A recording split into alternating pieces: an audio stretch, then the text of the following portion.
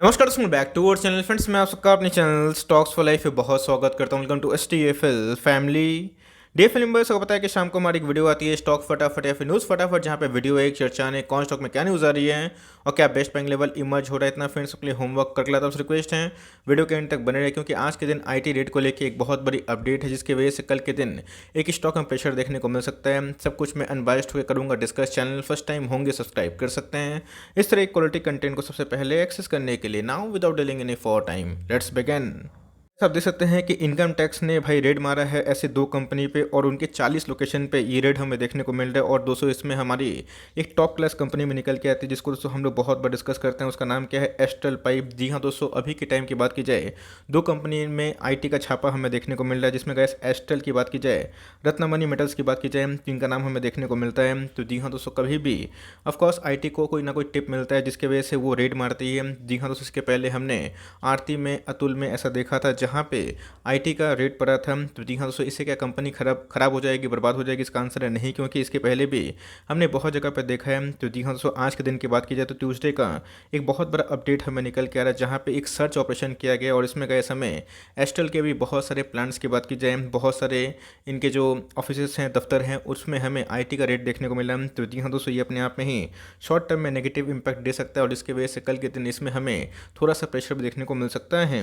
इसके पहले भी गाइस हमने बहुत सारे वेरियस कंपनी में देखा था, और इसके पहले भी दोस्तों आपको पता है कि एक मूवी आई थी स्पेशल 26, जहाँ पे IT का जो फर्जी डिपार्टमेंट था उसने बहुत जगह रेडी मारी थी। बट उधर पे एक लेसन यही है कि जो कंपनी फंडामेंटली अच्छी होती है तो उसको IT के रेट से ऐसा कोई फर्क नहीं पड़ता। बट यस, ये देखना बनता है कल के दिन मार्केट इसको लेके क्या रिएक्ट करती है। और कल के दिन दोस्तों इधर पे अगर गिरावट होती है तब को मेरा आंसर पता है, बिकॉज ये सब कंपनी ऑफकोर्स सदाबहार कंपनी है, बहुत ही रिनाउंड कंपनी है और बड़ी कंपनी है, और इन सब में कभी भी नेगेटिव न्यूज़ की वजह से फॉल अगर आता है तो गैस उन सब में आपको ऑफकोर्स पार्टिसिपेट जरूर करना चाहिए। बात की जाए आज के कारोबार के स्तर की, तो जी हाँ दोस्तों, आज हमें एक फ्लैट ट्रेडिंग होता हुआ देखने को मिल रहा था। और आज हमें क्लोजिंग की बात की तो गैस 22-16 के आसपास आज हमें ट्रेडिंग करता हुआ देखने को मिला। तो जी हाँ दोस्तों, कल के दिन अगर गिरावट होती है तो आपको ऐसे स्टॉक्स पे जरूर बाई ऑन डिप्स कर लेना चाहिए। क्या बनता है कि इधर पे क्या इसका इंपैक्ट होगा, बट मेरे हिसाब से gas for long term company बहुत ही प्रॉमिसिंग है। 2600-2500 का स्टॉक देखने को मिलता है। आपको देखेगा 200 का तभी के टाइम में ये 2200 का स्टॉक देखने को मिलता है। इनके जो नंबर्स है क्वार्टरली बेसिस पे वो बहुत ही स्ट्रॉन्ग थे, ताबड़तोड़ थे, और कल के दिन अगर इंटरडे में खुलते ही 50 पॉइंट का गैप होता है तो जी हाँ दोस्तों, उधर पे आप चाहें तो आराम से बाई कर सकते हैं फॉर लॉन्ग टर्म। इससे कंपनी के फंडामेंटल्स को कोई फर्क नहीं पड़ेगा। लेकिन लेट्स सी कि कल के दिन मार्केट में क्या रिएक्शन देखने को मिलता है। हमारे पास ये स्टॉक है और बहुत ही निचले भाव से मेगा स्टॉक है, तो हम लोग दोस्तों इसको आराम से होल्ड एंड कंटिन्यू करने वाले हैं, और देखना बनता है कि इसका जो आउटकम है उसका रिजल्ट क्या होता है। बट मेरे हिसाब से gas for long term panic ना करें। कंपनी फंडामेंटली अच्छी और गिरता है तो कल के दिन आप चाहें तो एवरेजिंग भी कर सकते हैं, और फ्रेश एंट्री भी कल के दिन घुसने का मौका बन सकता है। बात की जाए TCS को लेकर भी एक बहुत बड़ी अपडेट निकल के आ रही है। इनके एक पार्टनर है स्विस। जी हाँ दोस्तों, उन्होंने इनको रीअपॉइंट किया है। आपको बताया गया इसके IT का एक कॉन्ट्रैक्ट होता है, चाहे वो साल का हो, महीना का हो, 2 साल का हो, 5 साल का हो। तो इसी बीच में ऑफकोर्स गैस इनको एक रिन्यूअल देखने को मिल रहा है, जहाँ पे इनके कॉन्ट्रैक्ट से फिर से रिन्यू देखने को मिल रहा है। मतलब इनके जो पार्टनर हैं उनको फिर से इनकी सर्विसेज चाहिए। तो जी हाँ दोस्तों, अपने आप में ही ये फिर से एक ऑर्डर बुक के तहत ये ऐड होता हुआ देखने को मिलेगा। और TCS की बात की जाए तो ऐसे में फ्लैट कारोबार देखने को मिल रहा था।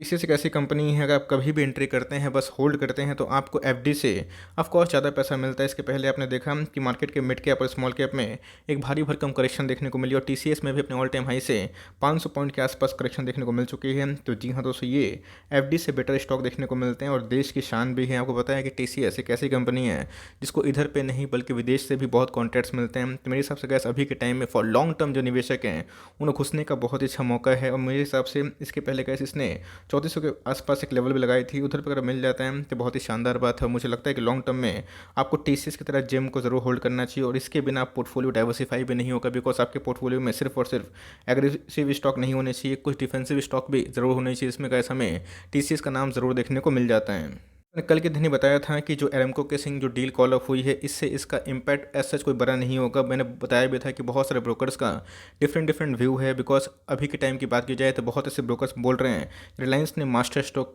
खेला है, बिकॉज अभी की वैल्यूएशंस की बात की जाए तो इनके जो O2C के बिजनेस हैं उनके वैल्यूएशंस काफ़ी अनलॉक हो रहे हैं। तो जी हाँ दोस्तों, सऊदी अरामको का जो डील अभी के टाइम में कैंसिल हुआ है उससे एज सच मुझे कोई बड़ा गिरावट फॉल उम्मीद नहीं हो रहा है। और अभी के टाइम की बात की जाए तो दोस्तों आज हमें एक थम्स अप देखने को मिला और आज के दिन हमें 1% के आसपास तो ये देखने को मिल रही थी।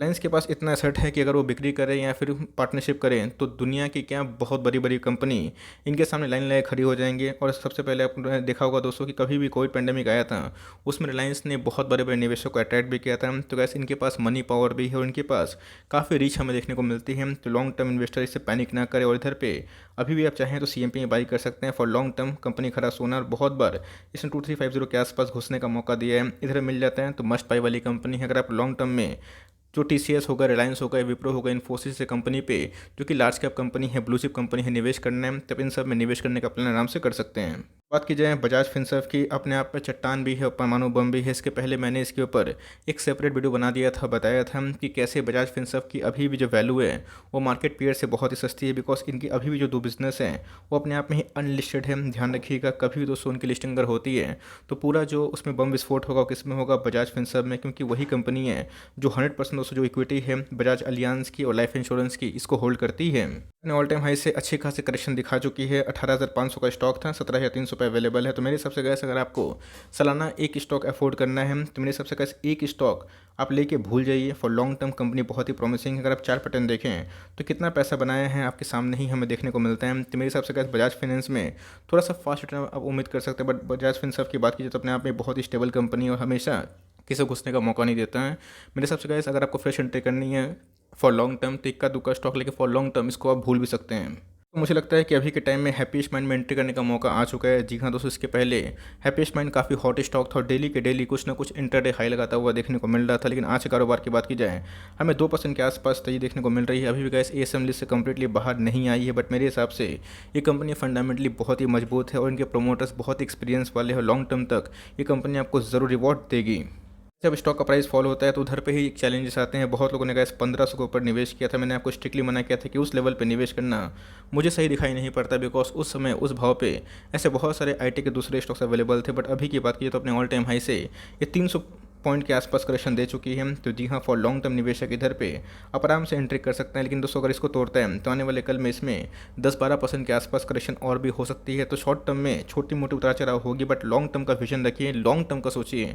तो लॉन्ग टर्म में गैस कंपनी का जो मार्केट कैप अभी के टाइम में आप देख रहे हैं 18,000 करोड़ के आसपास, आने वाले कल में 50,000 करोड़ के आसपास भी होगी। बट लॉन्ग टर्म में आपको होल्ड करना पड़ेगा तो ही आपको कंपनी कन्विक्शन का रिवॉर्ड देगी। तो मेरे हिसाब से CMP में आराम से बाई कर सकते हैं और इक्का दुक्का स्टॉक करके हर एक गिरावट में आप इसको एट एंड डिप्स करें और लिए हुए हैं टॉप पे भी तो कोई दिक्कत वाली बात नहीं है। कंपनी फंडामेंटली बहुत ही मजबूत है और आपको लॉन्ग टर्म रिवॉर्ड ज़रूर देगी। बात की जाए लोटस लैब में, आज हमें 3% के आसपास तेजी देखने को मिल रही थी। इसके पहले गए इन्होंने एक 26% के आसपास एक कंपनी में स्टेक एक्वायर किया था। उसके बाद मोतीलाल ओसवाल ने इसको मेगा टारगेट दिया है जो अभी से भी दोस्तों बहुत ही हाई दिखाई पड़ते हैं। ऑलमोस्ट हमें 690 के आसपास टारगेट दिखाई पड़ रहा है और आज के दिन हमें 3% के आसपास तेजी देखने को मिल रही थी।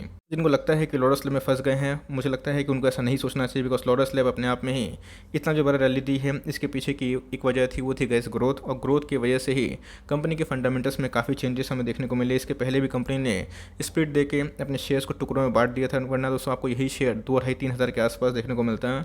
अपने पीयर्स की बात की जाए तो गैस 25 के PE पे ट्रेड कर रही है, जो बहुत ही मैं बोलूँगा सस्ता है। ऑल्दो इनके प्रोमोटर होल्डिंग के बारे में डिस्कस करें तो गैस उनकी जो होल्डिंग है वो थोड़ी हमें कम होते हुए देखने को मिली है, बिकॉज कंपनी का जो शेयर था प्रोमोटर के पास वो काफ़ी प्लेस था, लेकिन उसको अनप्लेस करने के बाद प्रोमोटर की होल्डिंग थोड़ी कम है और इधर पे पब्लिक की होल्डिंग बढ़ते हुए देखने को मिली है। बट मेरे हिसाब से गैस कंपनी फंडामेंटली अच्छी है, मजबूत है, ग्रोथ ओरिएंटेड है और इसने जो स्टेक एक्वायर किए हैं आने वाले कल में इनके R&D पे उसका ऑफकोर्स बहुत ही पॉजिटिव बेनिफिट देखने को मिल सकता है। तब के पास लोटस लैब है, इसको आराम से होल्ड एंड कंटिन्यू करे फॉर लॉन्ग टर्म।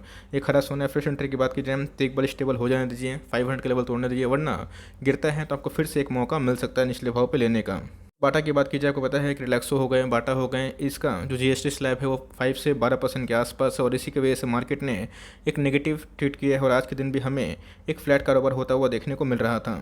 ये फंडामेंटली बहुत ही शानदार कंपनी है, मैंने इसको ब्रेकआउट के पहले भी आपको सजेस्ट किया था, बट कोई दिक्कत वाली बात नहीं है। अगर आप चाहते हैं 2000 के आसपास एक सपोर्ट है, आप इसमें बाइंग कर सकते हैं, बट मेरे हिसाब से for long term go with Relaxo. Relaxo एक बहुत ही साइलेंट बिजनेस मॉडल है और इनके जो बात की जाए चप्पलें हैं वो मार्केट में सब जगह अवेलेबल है और इनका जो बहुत तेज़ी से फुट एक्सपेंशन देखने को मिल रहा है, मतलब इनकी जो चप्पलें हैं बहुत सारे दुकानों में दस्तक दे रही है। तो मेरे हिसाब से गाइस फॉर लॉन्ग टर्म मैं रिलैक्सो को चुनना पसंद करूँगा। आप चाहें तो बाटा में निवेश किए हुए तो कंटिन्यू कर सकते हैं, बट फ्रेश एंट्री की बात की जाए तो रिलैक्सो में घुसने का मौका मिल रहा है, उधर पे आपको ये मौका नहीं छोड़ना। आज के दिन नवीन फोन ने सबको चौंका दिया और आज के दिन में हमें 7% के आसपास तेजी देखने को मिली। इसके पहले भी गैस मैंने बताया था, बहुत सारे थंबनेल लगा कि ऊँट आया पहाड़ के नीचे, और बहुत लोगों को बताया भी था कि आपको ऐसे अपॉर्चुनिटी को मिस नहीं करना है। बिकॉज Q2 के नंबर्स की बात की जाए तो ये वीक थे, लेकिन आने वाले कल में नंबर्स में हमें ज़रूर इजाफा देखने को मिलेगा और प्राइसिंग बढ़ाते हैं तो इनके जो प्रोडक्ट है उनकी प्राइस हाइक होंगे। तो गैस आज के दिन में हमें 7% के आसपास तेजी थी, बिकॉज पिछले कुछ समय से ये स्टॉक में काफ़ी वीकनेस हमें देखने को मिल चुकी थी।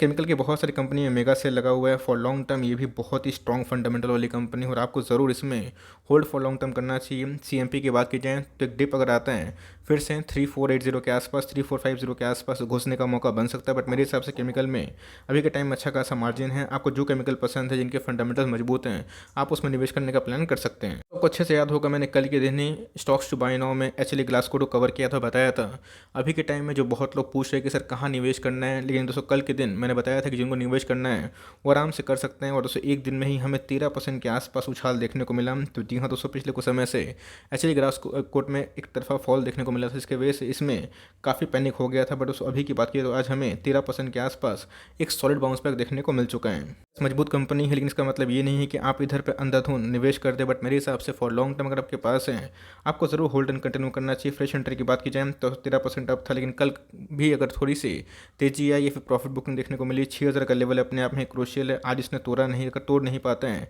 तो आने वाले कल में गैस फिर से ये 5850 के आसपास है, फिर उससे नीचे मिल सकता है। तो मेरे हिसाब से गैस उधर पे आपको SIP ज़रूर करनी चाहिए फॉर लॉन्ग टर्म, अगर आपको ऐसी कंपनी पर निवेश करना है जिसके अंदर ग्रोथ है और जो मिड कैप से बिलोंग करती है। बात की जाए IRCTC अब स्पेशल ट्रेन को लेकर काफ़ी एग्रेसिव देखने को मिल रही है और आज ही के दिन हमें एक अपडेट आई जहां पे IRCTC कुछ स्पेशल ट्रेन को लेकर अनाउंसमेंट किया, जहां पे आने वाले कल में इसके अंदर काफ़ी ग्रोथ विजिबल दिखाई पड़ सकती है। आज के कारोबार की बात की तो दोस्तों आज हमें एक फ्लैट ट्रेडिंग करते हुए देखने को मिल रही थी। आराम से होल्ड एंड कंटिन्यू करें, नेगेटिविटी से अवॉइड करें। बहुत लोग PSU में निवेश नहीं करना चाहते हैं, उनका पर्सनल ओपिनियन, लेकिन दोस्तों जिस कंपनी में अच्छा खासा मोट है, कॉम्पिटिटिव एडवांटेज है, बिजनेस फंडामेंटल मजबूत हैं, उस आपको ऑफकोर्स निवेश करना चाहिए फॉर लॉन्ग टर्म। एकदम यस है, थम्स अप है, आप इसको आराम से होल्ड एंड कंटिन्यू करें फॉर लॉन्ग टर्म, आपको रिवॉर्ड जरूर देगी। अब इतनी कंपनी चल चुकी है तो भाई थोड़ा सा इसको सांस लेने का समय मिलना चाहिए और एक बार इनके जो नंबर्स है, जो प्रोजेक्शन है, जो इन्होंने कंपनी ने दिया है आने वाले Q3 और Q4 तक, अगर वो सही होते हैं तो गैस फिर से इसमें रैली आ सकती है। बट इधर पे एग्रेसिव मत हो जाइएगा। SIP के वे में आप चाहें तो इसको इक्का दुक्का स्टॉक लेके आराम से फॉर लॉन्ग टर्म एक्यूमुलेशन कर सकते हैं। बात की जाए पिछले कुछ समय से इन्फोएज में काफ़ी तेजी हमें देखने को मिल रही थी। बहुत लोग पूछ रहे थे कि सर इन्फोएज में कहाँ पे निवेश करना है। मैंने आपको कुछ समय बताया था कि ऑफकोर्स ऊँट है तो पहाड़ के नीचे ज़रूर रहेगा। तो मेरे हिसाब से फिर से इसमें एक बाइंग अपॉर्चुनिटी अवेलेबल हो सकती है और आज के दिन इसने 6000 का इंपॉर्टेंट लेवल को ध्वस्त कर दिया है। जब कोई कंपनी एक लेवल पे ट्रेड करने के बाद एक गिरावट का सामना करते हुए देखने को मिलती है, फिर एक बाउंस बैक दिखाती है, तो उधर पे हमें थोड़ा सा अलर्ट होना चाहिए। तो मेरे हिसाब से गैस 5850 के आसपास और 5650 के आसपास ये दो लेवल जहाँ पे इन्फोएज में घुसने का फॉर लॉन्ग टर्म अच्छा खासा मौका बन सकता है। तब के पास है, आराम से कंटिन्यू कर सकते हैं, बिकॉज लॉन्ग टर्म में गिरावट तो होगी, लेकिन इधर पे अच्छे खासे इस कंपनी ने ग्रोथ दिखाया है और इधर पे इस दो लेवल मिलता है। तो बहुत लोग पूछ रहे थे कि सर करना क्या है, तो इस लेवल पर आप चाहें तो फॉर लॉन्ग टर्म आराम से बाई कर सकते हैं। बात की जाए SBI लाइफ की, तो लाइफ इंश्योरेंस अभी के टाइम में काफ़ी प्रेशर में देखने को मिल रहा है, बट उसकी वजह से अगर आप देखें तो SBI लाइफ में ऐसा कोई बड़ा प्रेशर देखने को नहीं मिला और आज के दिन हमें एक फ्लैट कारोबार देखने को मिल रहा था। याद रखिएगा SBI लाइफ के पीछे SBI का बड़ा हाथ देखने को मिलता है और SBI की बात की जाए तो पता है कि देश के नंबर 1 बैंक है। अगर आप प्राइवेट बैंक को छोड़ दें तो SBI का नाम सब कोई जानता है और मेरे हिसाब से गैस इंश्योरेंस कंपनी आने वाले कल में मेगा पैसे क्रिएट करेगी। तो आपके पास हैं तो of course HDFC life, SBI life को आराम से होल्ड एंड कंटिन्यू कर सकते हैं। बहुत बगैर इसने सपोर्ट लिया 1100 के आसपास मिल जाता है तो अच्छी बात होगी, उधर पे फॉर लॉन्ग टर्म घुसने का ये मौका बन सकता है। बात की जाए आवास फाइनेंशियल, आप देख सकते हैं कि चट्टान की तरह मजबूत हमें देखने को मिल रहा है और आज के दिन डिलीवरीज कितनी हुई है ये गाइस आप चेक करिएगा और कमेंट बॉक्स में मुझे बताइएगा। लेट्स सी कि आप कितना रिसर्च करते हो और आज के दिन हमें एक फ्लैट कारोबार होता हुआ देखने को मिल रहा था।